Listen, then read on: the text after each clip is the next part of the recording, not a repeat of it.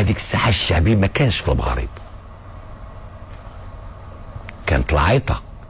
مي الشعبي اللي كنقولوا الشعبي ما كانش، كانوا تويشيات غنيوات اللي كيجيو من الجزائر ومن تونس افيك لي زارونجمون ديالنا، بحال اللي دار رحمه الله سليم الهلالي وسامي المغربي وداك الشيء.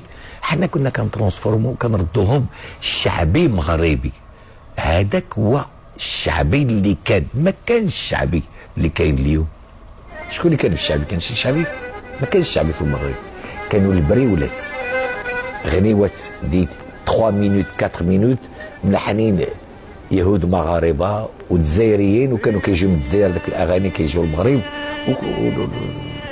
بحال دور بها الشيباني ولا بحال هلا الليلالي ولا كانش الشعبي. ما كانش شي غير كيف كانت الحفاظه زمان، ما كان لا كاسيت ولا هذا.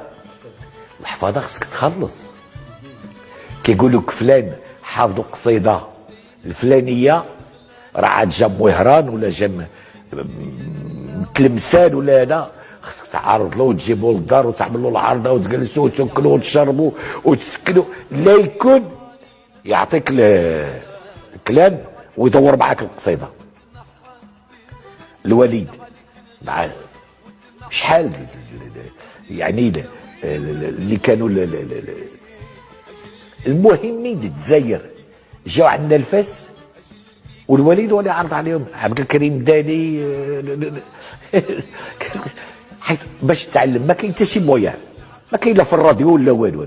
خصك هذاك اللي حافظ القصيده ولا اللي كتب القصيده تعرض عليه وتعمل له سيدي ومولاي، باش لا يكون يهديه الله في 3 ولا في 4 الصباح عاد يقول لك واجي يلا واجي حدايا ولا جلس حدايا، انا غنعطيك صافي غنعطيك الكادو ديالي، هذاك الكادو.